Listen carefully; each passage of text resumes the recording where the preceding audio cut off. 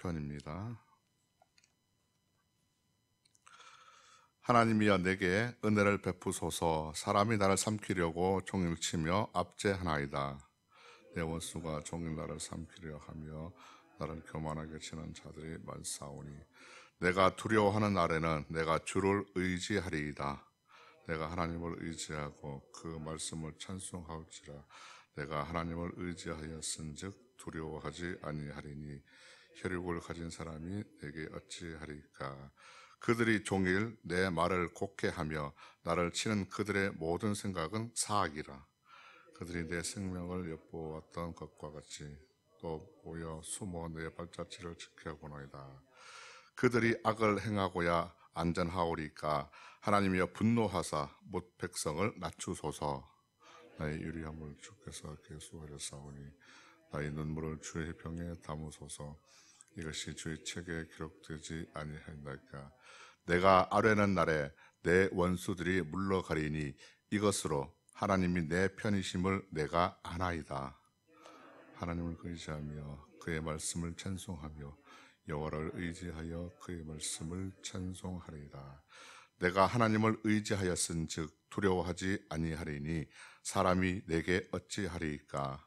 하나님이여 내게 주께 서원함이 있사온즉 내가 감사제를 주께 드리리니 주께서 내 생명을 사망에서 건지셨음이라.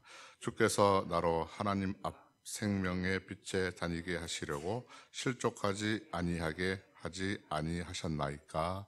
아멘.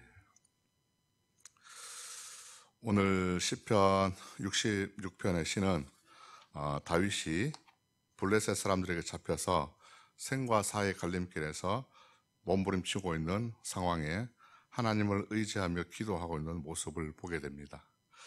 다윗에게 찾아온 그 인생의 위기를 어떻게 극복하는지 말씀을 통해서 한번 살펴보겠습니다. 다윗은 왕이 되기 전에 약 한 10년 동안 참 힘든 삶을 살았습니다.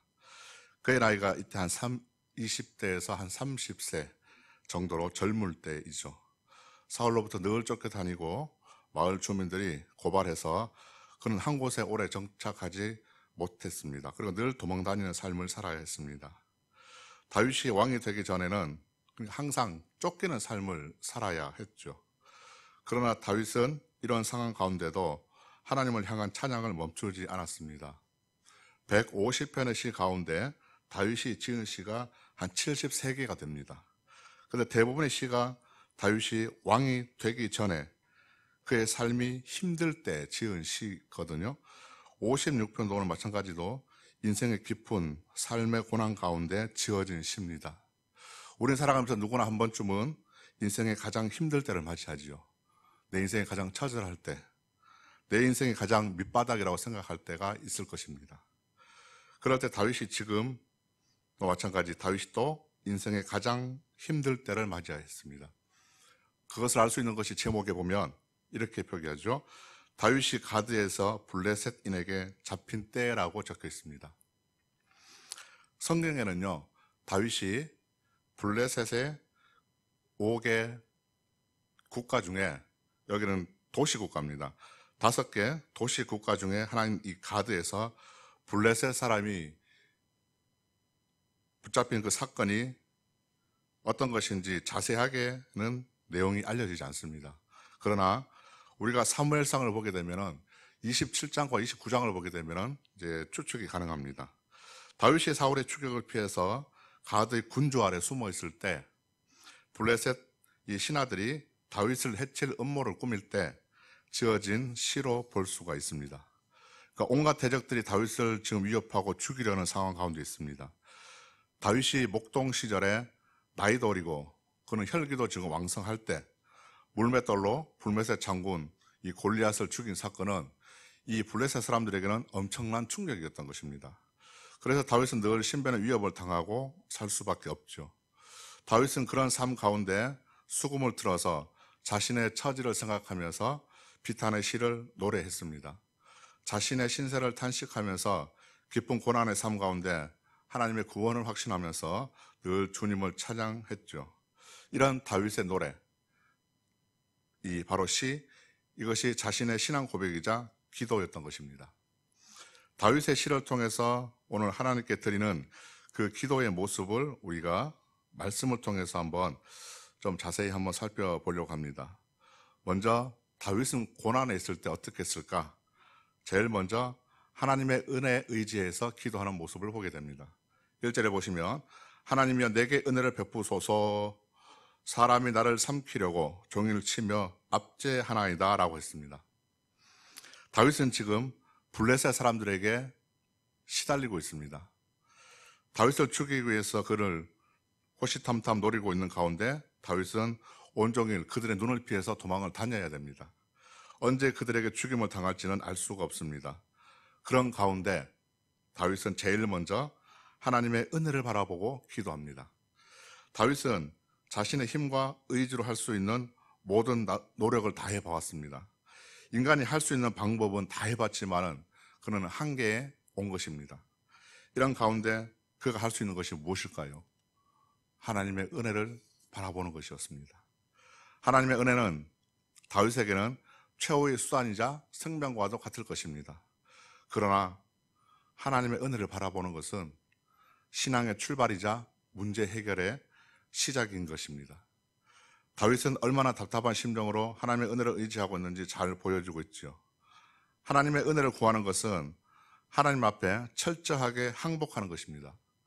인간의 연약함을 인정하는 것이고 또 한계를 알게 하는 것이지요. 우리 인생의 문제에 봉착할 때 제일 먼저 저와 여러분이 하나님의 은혜에 의지하시기를 바랍니다. 그러면은 반드시 문제가 풀리고 길이 열리고 빛이 보일 것입니다. 또한 다윗은 눈물로 기도하는 모습을 보게 되죠. 8절에 보시면 나의 눈물을 주의 병에 담으소서라고 기도를 합니다. 다윗은 지금 살기 위해서 눈물을 흘리면서 원수의 나라의 블레셋의 국경을 넘었습니다.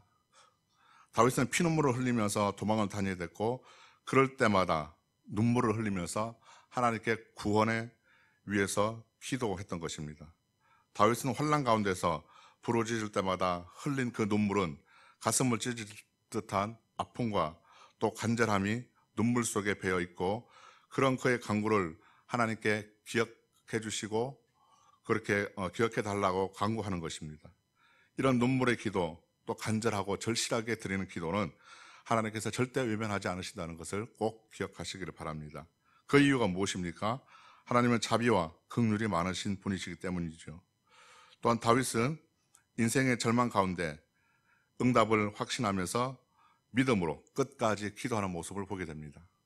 4절과 11절에 보시면은 하나님을 의지하고 말씀을 찬송할지라 내가 하나님을 의지하였은즉 두려워하지 않는다고 그런 담대함을 보이게 됩니다.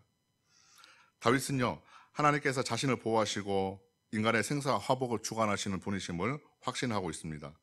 다윗은 하나님을 향한 철저한 그 확신 가운데 불안과 두려움에서 벗어나서 주님께서 자신의 생명을 건지셨다는 것을 감사하고 기뻐하고 있습니다. 사랑하는 여러분, 만약에 지금 우리가 현재가 인생의 깊은 고난 중에 있다면 아니면 앞으로 인생의 고난이 온다면 반드시 기억하시기 바랍니다. 하나님의 은혜를 온전히 의지할 수 있기를 축복합니다. 기도하겠습니다. 하나님, 우리의 인생 가운데 깊은 고난에 있다면 다윗처럼 오직 주님의 은혜를 의지하게 하옵소서. 예수님의 이름으로 기도드립니다. 아멘. 하늘에 계신 우리 아버지, 아버지의 이름을 거룩하게 하시며 아버지의 나라가 오게 하시며 아버지의 뜻이 하늘에서와 같이 땅에서도 이루어지게 하소서. 오늘 우리에게 일용할 양식을 주시고 우리가 우리에게 잘못한 사람을 용서하여 준 것 같이 우리 죄를 용서하여 주시고 우리를 시험에 빠지지 않게 하시고 악에서 구하소서. 나라와 권능과 영광이 영원히 아버지의 것입니다. 아멘. 오늘도 말씀 생각하시면서 주님의 은혜를 바라보며 우리 기도하는 시간 되었으면 좋겠습니다. 그리고 나라 민족을 위해서 기도하는 시간 되시고요. 또 총선을 위해서 또 기도해 주시고 또 교회 안 아프신 분들 또 선교사님들을 위해서 다음 세대 우리 아이들 또 앞으로 다가올 여러 가지 우리 일들을 생각하면서 또한 고난 주간 주님을 생각하면서 우리 함께 기도하실 때 주님의 이름 한번 찾고 기도하시겠습니다.